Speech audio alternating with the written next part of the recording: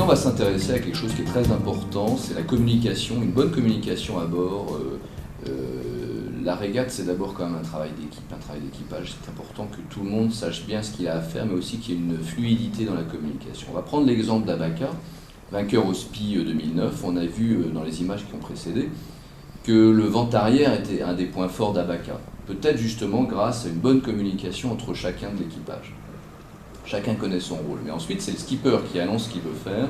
Et ce qui est très important, c'est que le skipper, quand il a une communication à faire passer, il s'adresse en particulier à quelqu'un en citant son prénom, et cette personne lui donne un retour, ou bien au contraire, il s'adresse à tout l'équipage. Par exemple, je glisse de 10, ça s'adresse à tous, et certains sont plus concernés que d'autres, comme les régleurs. Mais il y a des informations qui s'adressent à l'ensemble de l'équipage, ou au contraire des informations qui sont destinées à quelqu'un en particulier. Dans ce cas-là, ce qui est mieux, c'est d'utiliser le prénom de la personne pour savoir que c'est vraiment à lui qu'on s'adresse. Pour éviter une espèce de cacophonie globale où tout le monde pense qu'il est concerné, et finalement personne ne se sent au contraire concerné par l'information ou les communications qu'envoie le skipper. On va voir concrètement ce que ça donne quand on embarque à bord d'Abaka. Je glisse. En même temps, on n'a pas de vitesse. Hein. Pareil empanné dès que c'est prêt, Marine. Pas de pression, hein, c'est mou, hein, il a raison, mon doigt. Allez, ça jive. Pax. Je l'offre pour prendre de la vitesse, on va faire. Attention, à le bas de ton love bien. Je l'offre. Je brasse. Allez, on parle sur la pression. La pression correcte. Je glisse de 2. Je brasse. Taux de moteur. Non. Julien, elle est où la ligne là? Ça avance un peu. En quoi toi? Pas là. Dans la descente. Continue comme ça, ouais, elle est là-bas en face. Là. Il y a un peu de pression à venir. Ouais, là c'est un petit peu mou, mais ça va. Je l'offre de 2. Je vais faire un poil pour aller la chercher.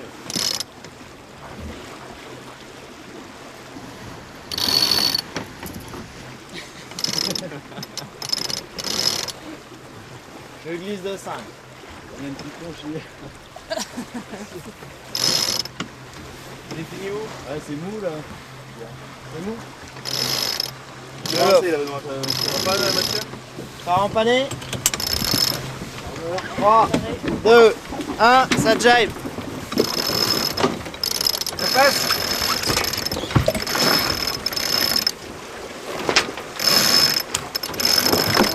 Puis on va au vent. On empanne. Pour faire empanner avec eux? Pareil empanné. Un bateau, non? Ça jive. Passe.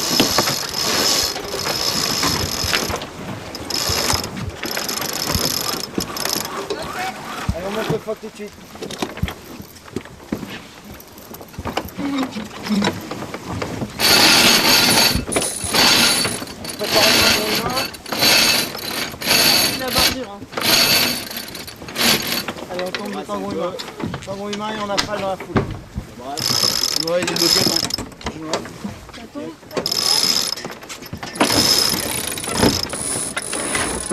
Pareil à affaler. Ça tombe.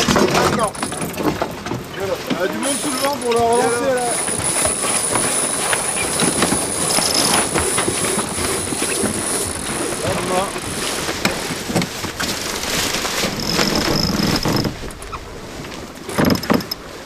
Pas de bordure. Je peux l'opter, Mathieu. Voilà. On revient encore ou c'est bon? Alors on va décomposer cette manœuvre. Ce qui est intéressant, c'est que là on va être donc embarqué à bord d'Abaka, l'équipage Coville. On va voir comment, sur chacune des séquences, la communication fonctionne bien sur ce bateau qui va, une semaine après, gagner le SPI Ouest France. Je glisse. En même temps, on n'a pas de vitesse. Hein. Pareil empanné dès que c'est prêt, Marine. Alors comme on le disait tout à l'heure, ce qui est intéressant, c'est de voir comment, entre le barreur skipper Mathieu et sa numéro 1 Marine, comment est-ce que la communication fonctionne. Mathieu s'adresse spécifiquement à Marine et Marine lui répond qu'elle est bien effectivement prête à la manœuvre. Donc il y a un aller-retour entre l'émetteur et le récepteur qui permet vraiment au skipper d'être sûr que le message soit bien passé à la bonne personne. Pareil en pané dès que c'est prêt, Marine. Pas de pression, hein, c'est mou, hein, il a raison, mon gars. Allez, ça jive. Passe. Je l'offre pour prendre la vitesse, on va faire. Attention, à le bas de ton Je l'offre bien. Je l'offre. Alors important pour une bonne communication, le hoquet du numéro 1 de l'équipière à l'avant qui confirme que le tangon est crocheté de façon à ce que au bras on puisse derrière brasser et régler le spi simplement après le crochetage du tangon. Je l'offre. Je brasse. Allez, on parle sur la pression. La pression correcte. Je glisse de 2.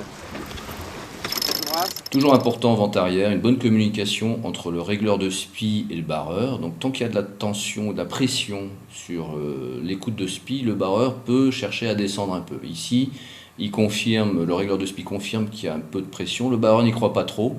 Il confirme qu'il a reçu le message et il annonce simplement une abattée de 2 degrés, ce qui est très, très petit comme abattée. Je brasse. Peu de moteur. Non. Julien, elle est où la ligne là? Alors le rôle du skipper, le rôle du barreur, c'est toujours de stimuler son équipage. Donc là, il a l'impression que son tacticien s'endort un peu assis sur la baume et il le stimule un peu. Il lui demande Julien, elle est où la ligne? Donc il remet chacun dans son rôle. Il demande à son tacticien d'être toujours un peu en éveil. On avance un peu. Réveillez-moi, hein. En toi, toi. Pas là. Dans la descente. Continue comme ça, ouais, elle est là-bas en face. Là. Il y a un peu de pression à venir. Alors une fois que les manœuvres sont finies, toujours une recherche du placement de l'équipage, où on se ravance comme tout à l'heure, où on essaie de baisser les poids. Là on a l'équipier qui descend dans la descente. On pourrait aussi peut-être avoir le tacticien en jaune qui descend et qui tient la baume simplement d'une main. Ça contribuerait aussi à baisser encore un peu le poids global de l'équipage. C'est un petit peu mou, mais ça va. Je l'offre de 2. Je vais faire un poil pour aller la chercher.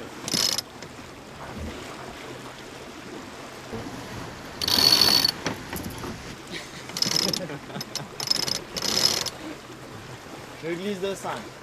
Il y a un petit con chier. Il est fini où? Ouais, c'est mou là. C'est mou. Je vais lancer, il avait besoin de... Toujours le même échange entre le régleur de spi qui annonce c'est mou et le barreur qui répond je l'offre. Je vais lancer, il avait besoin de... On va pas dans la matière? Part en pané. 3, 2, 1, ça jive. Ça passe.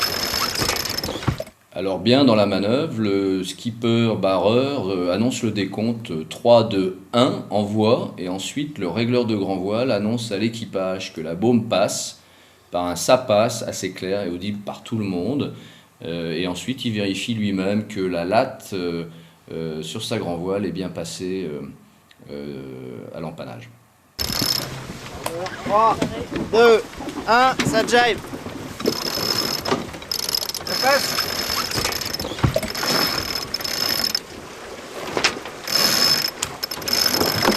Plus on va au vent. C'est perdu là. Autre chose intéressante, au moment de crocheter le tangon au mât, on voit les deux équipiers qui passent au vent, hein, toujours le tacticien en jaune et l'équipière au piano, qui basculent au milieu du bateau pour faciliter le crochetage du tangon avec une légère contre-gîte. Plus on va au vent. C'est perdu là. On en panne. On peut en parler avec eux? Pareil en pané. Un bateau, non? Alors on va voir maintenant la décomposition de la manœuvre d'enrouler de la bouée sous le vent avec le Zodiac ici à gauche de l'écran qui fait office de bouée sous le vent qu'il faut enrouler. Pareil en pané. Un bateau, non? Ça jive. Passe.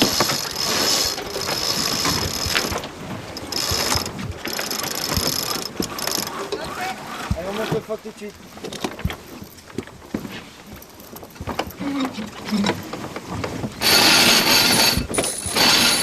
Préparez le tangon humain. La bordure. Hein. Allez, on tombe du tangon humain. Tangon humain et on a pas dans la foule.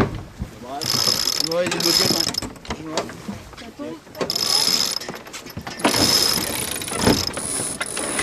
Préparez à avaler. La pompe, maintenant. Il y a du monde sous le vent pour le relancer là.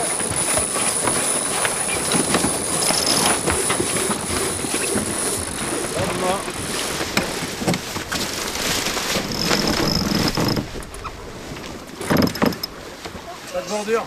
Fais l'OP, Mathieu.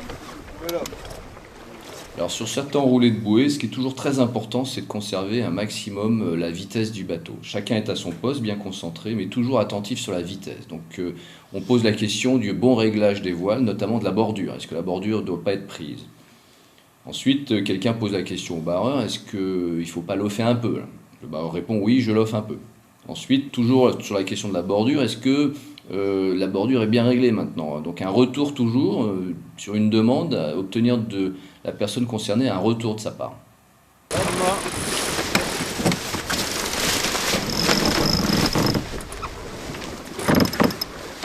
de bordure. Fais l'OP, Mathieu. Reviens encore ou c'est bon? Fais l'OP encore un peu. Tu vas le bas, pourquoi? Bon, allez, on réabat.